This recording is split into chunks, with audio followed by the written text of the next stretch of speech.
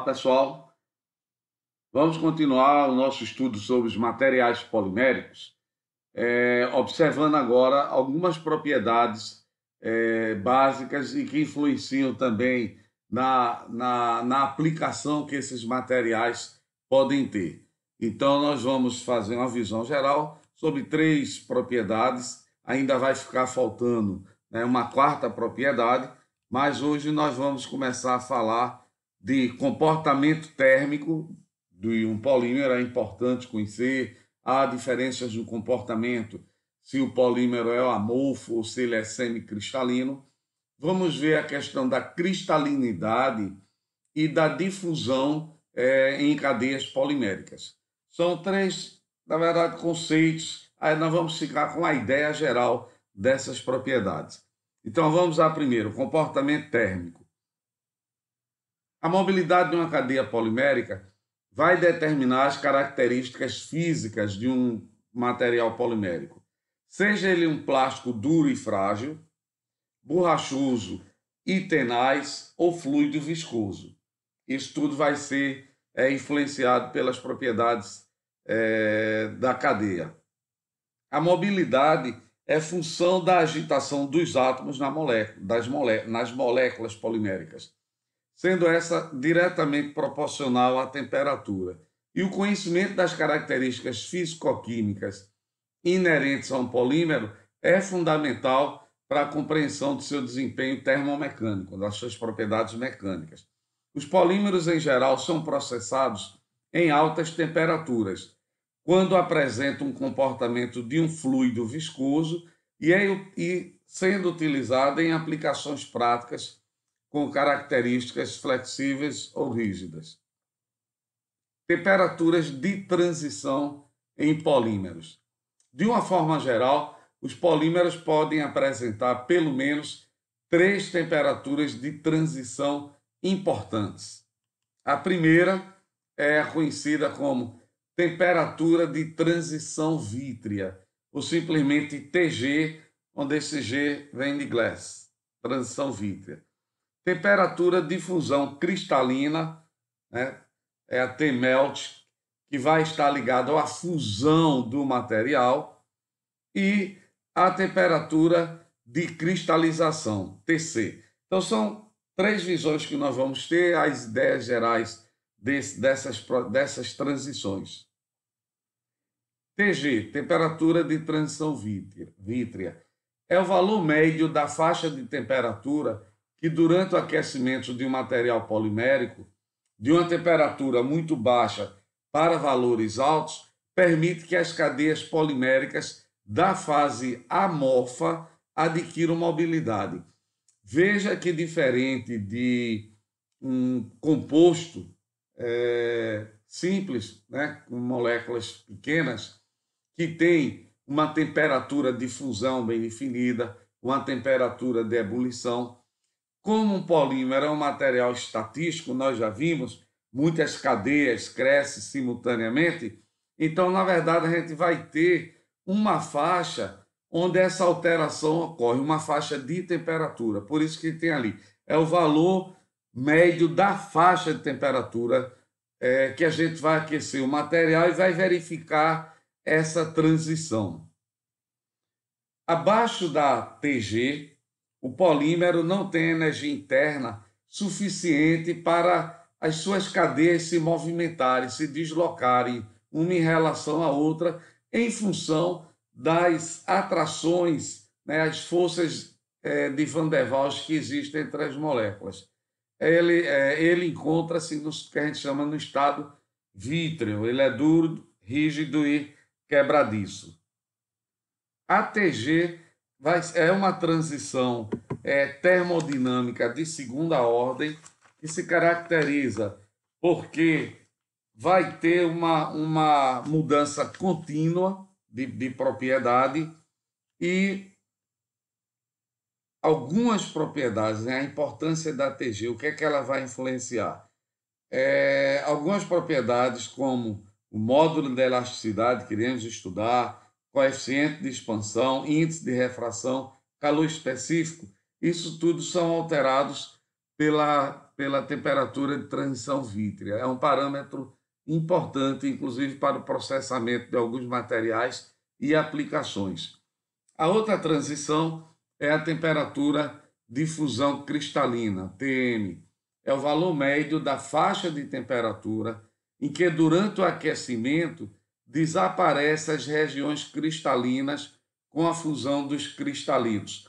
Nós vimos na primeira aula, né, quando eu falei de polímero amorfo, polímero semicristalino, nós vimos uns slides mostrando as regiões, né, cristalinas, ou percentagem de cristalinidade dentro de uma cadeia polimérica, que é aquela região onde há um alinhamento, um ordenamento das cadeias. Então, durante o aquecimento de um material que tenha regiões cristalinas, vai ser gasto uma energia inicialmente para desestruturar essa região ordenada, né? Que são quando vai ocorrer a fusão daquela área ordenada, que são as regiões cristalinas. Então, neste ponto, a energia do sistema atinge um nível necessário para romper as atrações que existem entre as cadeias e destruindo a estrutura regular de empacotamento. E aí ele vai passar de um estado borrachoso para um estado fundido, um estado viscoso. Essa transição, claro, ela só tem sentido, né, só vai ocorrer em polímeros que sejam semicristalinos, que eles vão apresentar essa região de cristalinidade.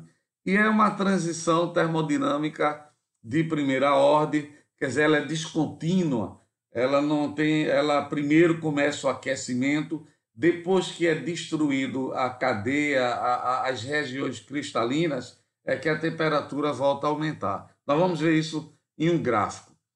Para a determinação da TG e da TM, em laboratório a gente tem as análises térmicas de materiais, onde nós usamos, por exemplo, a DSC, que é um equipamento de calorimetria diferencial, e que a gente vai aquecer o material até, né, ele aquecendo até que ele passe pela sua transição vítrea e que mais tarde ele possa ser fundido. Nós vamos aquecer desde o estado sólido.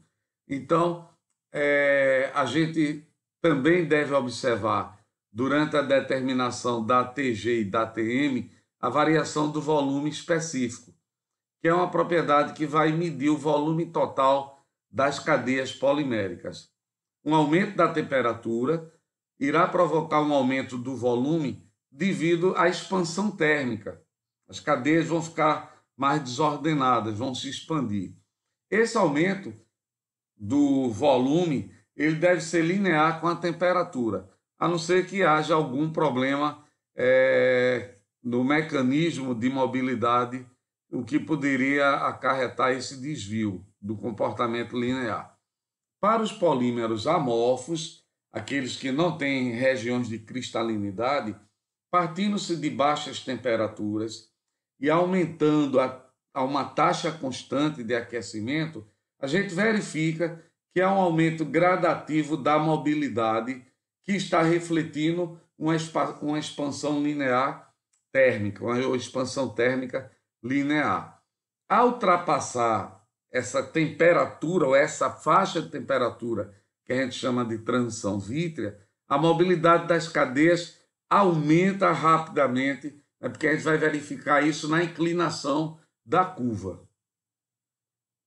E a gente verifica que há uma inflexão no comportamento linear. Então você começa a aquecer, né, esse gráfico aqui, ó, número 2, está representando o aquecimento de um material amorfo.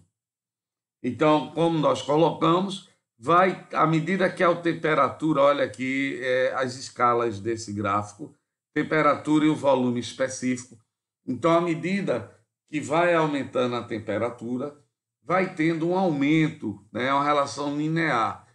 Ao passar por essa região de transição vítrea, logo após, ó, verificamos um aumento, né? Há uma mudança na inclinação desse gráfico, mostrando que há um aumento, né, mais rápido do volume em função da temperatura. Então, isso aqui representa, a gente vê isso graficamente, essa curva ela muda dependendo do material, do polímero que nós estamos analisando, mas esse é o formato geral. Isso aqui é o material cristalino. Ele não tem uma TG bem definida, a gente continua aquecendo e o que é que vai acontecer? A partir do momento que o aquecimento continua e que vai, aos poucos, destruindo aquele arranjo cristalino, então, depois que a quebra da ordenação cristalina, então ele vai começar a ter um aumento, uma expansão volumétrica mais rápida. Isso tudo que eu falei está colocando aqui, ó. Aumentando-se ainda mais a temperatura, se estiverem presentes cristalitos na massa polimérica, lembre-se que a gente está se referindo a um polímero semicristalino, a um dado momento será atingido um nível energético autossuficiente para fundir os cristais. A fusão de cada pequeno cristal provoca um aumento localizado e instantâneo de velocidade. Como existem cristais com diferentes tamanhos, aquelas regiões não são uniformes, existe uma faixa de temperatura onde todos os cristais deverão se fundir, e aí provocando um aumento no volume total da amostra. Nessa faixa de temperatura, o volume específico aumenta rapidamente. Após a fusão de todos os cristais, o polímero encontra-se fundido e um aumento linear da temperatura vai variar rapidamente. Nós vamos ver isso no gráfico. Então, isso aqui que está em azul. Então, o aquecimento, e quando chega a uma certa temperatura, que vai ser, né, a temperatura de fusão, começa aqui o desmanche das estruturas cristalinas. Após isso, aí há um aumento, né, no volume, uma expansão da cadeia após a destruição dessa estrutura ordenada. Então, é o ponto de fusão, que é o T-melting, né, que é a faixa de temperatura onde está tendo o desmanche, né, da região cristalina, ela torna-se amorfa e o volume cresce rapidamente a partir do desaparecimento dessas regiões cristalinas. Temperatura de cristalização, que a gente vai chamar TC, seria o contrário. No lugar de a gente analisar o aquecimento do estado sólido até ele ficar fundido, nós vamos fazer o inverso. Durante o resfriamento de um material semicristalino, isso é, a temperatura acima da ATM, ele atingirá uma temperatura suficiente para que, em um dado ponto, um número grande de cadeias se organizem para formar aqueles arranjos regulares. O que ele está dizendo é isso. Nós estamos com material, né, no estado fundido e vamos resfriando, vai chegar uma região de temperatura que esse material vai se organizar formando as regiões cristalinas. Então, a temperatura onde acontece isso, né, é a TC, que é a temperatura de cristalização. Influência da estrutura química sobre a TG e a TM. Nós não vamos agora, neste momento, analisar como as cadeias, os grupos funcionais que estão ligados numa cadeia polimérica influencia nos valores da TG e da TM. Mas todo e qualquer fator que leve ao aumento das forças intermoleculares secundárias e a rigidez da cadeia vai aumentar o valor dessas duas temperaturas, tá certo? Então, veja, foi uma visão geral, alguns fundamentos básicos, alguns conceitos básicos sobre o comportamento térmico desse material, né, dos materiais poliméricos. E agora o grau de cristalinidade. Nós tivemos a oportunidade de conversar na primeira aula, quando fizemos a classificação dos materiais poliméricos, de acordo com alguns critérios, no grau de cristalinidade. E o grau de cristalinidade, né, pode variar desde o material que seja totalmente amorfo até um material que tenha 95% de cristalinidade. Então, isso aí, não existe um polímero 100% cristalino, mas esse grau de cristalinidade pode depender em função da estrutura, da cadeia, dos grupos laterais que estão presentes em uma cadeia polimérica.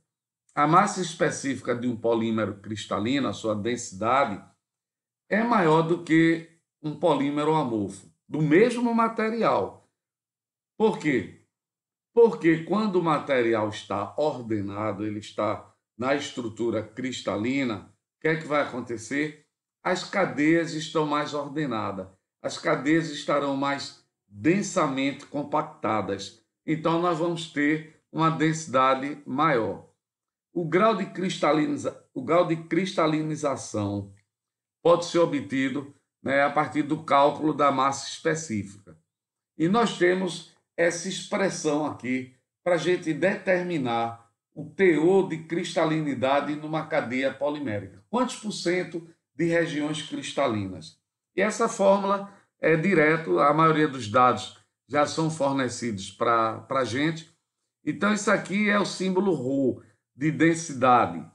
Então, aqui está mostrando a densidade do material, né, como se ele fosse um polímero 100% cristalino. A densidade né, o ρ representa a densidade do material que eu estou analisando. E o A representa a densidade do material completamente amorfo. Então, eu tenho a densidade do material amorfo, a densidade do material como se fosse 100% cristalino, e aplicando essa expressão, a densidade do polímero que nós estamos estudando, nós poderemos prever a porcentagem de cristalinidade em um polímero. O cálculo da massa específica, a gente já viu logo no início de estruturas cristalinas, na primeira parte do curso. Então, vamos ver alguns exemplos para ver que a aplicação direta não temos problema, vocês não vão ter problema com isso. Calcula a massa específica do polietileno totalmente cristalino. A célula unitária ortorrômbica para o polietileno possui 2 unidades do mero. É como se fosse, está lembrado que a gente estudou sistema cúbico, quantos átomos estão contidos na estrutura, na célula cúbica simples, cúbica de face centrada, cúbica de corpo centrado. Aqui o problema está dizendo que um polietileno 100% cristalino, a célula dele é ortorrômbica e possui 2 unidades do mero. E as dimensões da célula são dadas por essas relações aqui. Segundo exemplo, usando a resposta do primeiro item, calcule a porcentagem de cristalinidade de um polietileno ramificado que possui a massa específica 0,925 gramas por centímetro cúbico e a massa específica para o material totalmente amorfo é 0,870. Então, gente, primeiro vamos calcular a massa específica do material cristalino. Então, podemos aplicar a densidade pela nossa velha fórmula, que já usamos bastante na primeira parte do curso. A gente sabe que esse N é o número de unidades de repetição, que no exemplo ele diz que é 2. A é o peso molecular das unidades repetidas. VC é o volume da célula unitária, ele diz que é uma célula ortorrômbica. E N é o número de Avogadro. Isso aqui eu não vou repetir não, mas a gente já sabe. Então, ortorrômbica, né, é aquela célula que nós vamos ter as arestas diferentes, A, B e C. Então, vamos aplicar. N igual a 2, como é polietileno, nós já vimos o mero, né? C2H2, 2 carbono vai dar 24, mais os 2, vamos ter C2H4. Então, nós vamos ter os 2 carbonos e 4 hidrogênio, que dá 28. E o volume da célula, já que é ortorrômbico, as arestas são totalmente diferentes. Ele deu em nanômetro, eu coloquei aqui em centímetros. Então, aqui está o volume da célula ortorrômbica, para esse caso aqui.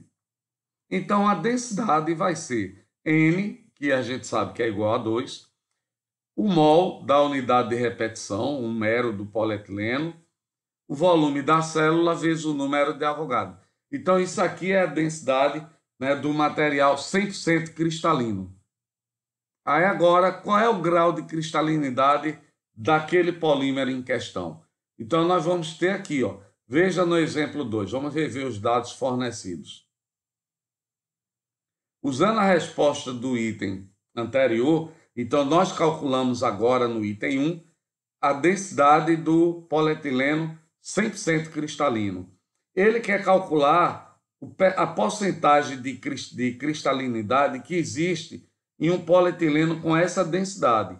E ele forneceu para a gente a densidade do polímero 100% amorfo. Então, normalmente é assim. Ele quer calcular a cristalinidade de um determinado material, ele te dá a densidade desse material, te dá a densidade do material amorfo, e a gente calcula pela fórmula tradicional de densidade o material 100% cristalino. Tendo isso, nós vamos jogar agora direto nessa expressão. Temos todos os dados. Densidade do material cristalino, o material que nós queremos calcular, a porcentagem de cristalinidade, e o PA, o material amorfo. Como eu quero em porcentagem, eu faço tudo e multiplico por 100. Então, olha, o polímero, né, o polietileno, com essa densidade de 0,925, ele tem uma porcentagem de cristalinidade de 46,4%. Ok? Agora, veja, o outro tipo, a outra propriedade, um outro comportamento que eu quero falar é difusão em materiais poliméricos, que nós já estudamos na primeira parte do curso, os fenômenos de difusão em materiais. A primeira lei de Fick, se for necessário, né, a segunda lei de Fick, mas aqui eu acho que a gente vai ficar sempre com a primeira lei. Veja, para os materiais poliméricos, há um interesse no movimento de pequenas moléculas dentro das cadeias poliméricas do polímero. Veja, tem uma propriedade importante para os polímeros que são utilizados como embalagem de materiais. Então, veja, o polímero, a rede polimérica dele tem porosidade, mas os polímeros que vão ser utilizados para proteger alimentos, eles não podem permitir que o meio externo, o ar, penetre na embalagem dos alimentos. Isso iria provocar uma deteriorização mais rápida do alimento, contaminação pelo meio externo. Então, a gente tem interesse em estudar como pequenas moléculas, O2 está no meio ambiente, moléculas de água, gás carbônico, como é que essas pequenas cadeias se movimentam através de cadeias poliméricas, essas pequenas moléculas, eu digo.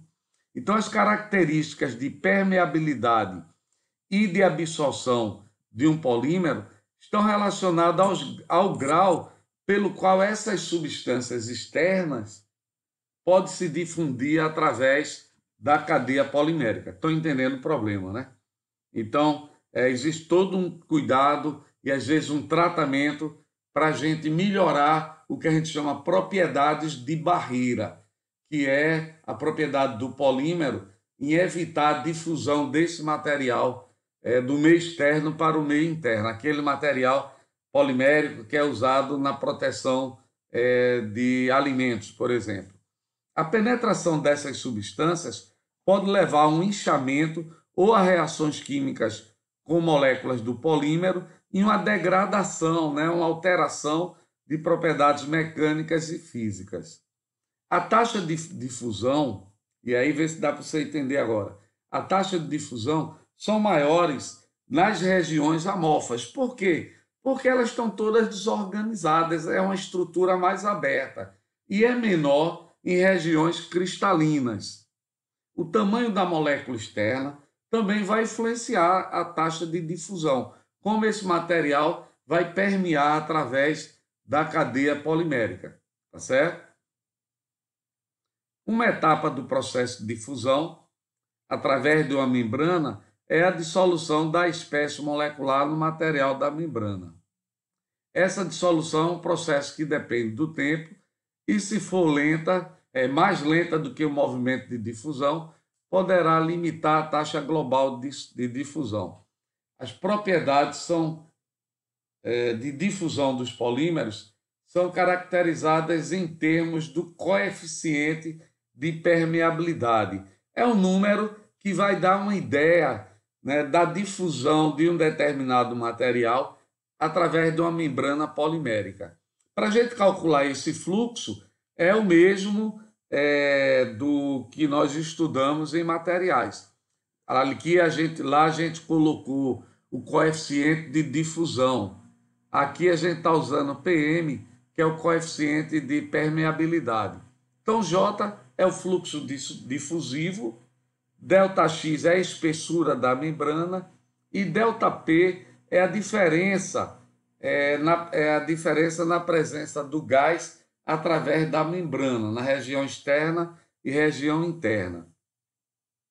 Para algumas aplicações, são desejáveis baixas taxas de permeabilidade, através de materiais poliméricos, tais como embalagem para alimentos, bebidas, nos pneus e mangueiras de automóveis.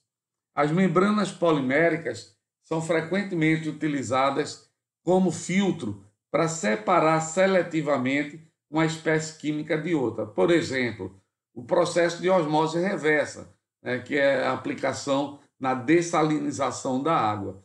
Nesse caso, a taxa de permeação a ser filtrada é maior do que outras substâncias. A gente tem um interesse. Então, isso aqui ninguém vai decorar, se a gente precisar é dado no problema, mas só como curiosidade, né? Que é algumas membranas poliméricas e a taxa de permeabilidade desses gases, certo? Então, veja, o PET, que é utilizado, né, muito utilizado em refrigerantes, por exemplo. Então, aqui está a taxa de permeabilidade frente a alguns gases, oxigênio, nitrogênio, gás carbônico. E por falar no PET, a gente sabe que o refrigerante ele é engarrafado, né, sobre alta pressão, né, de gás carbônico. Então, as garrafas plásticas transparentes usadas para bebidas carbonatadas são feitas de PET.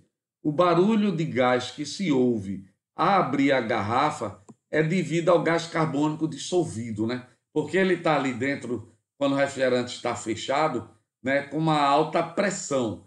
Quando você abre, então a pressão interna é maior do que a pressão externa, e aí ele tende a expandir, né? E a gente observa isso daí.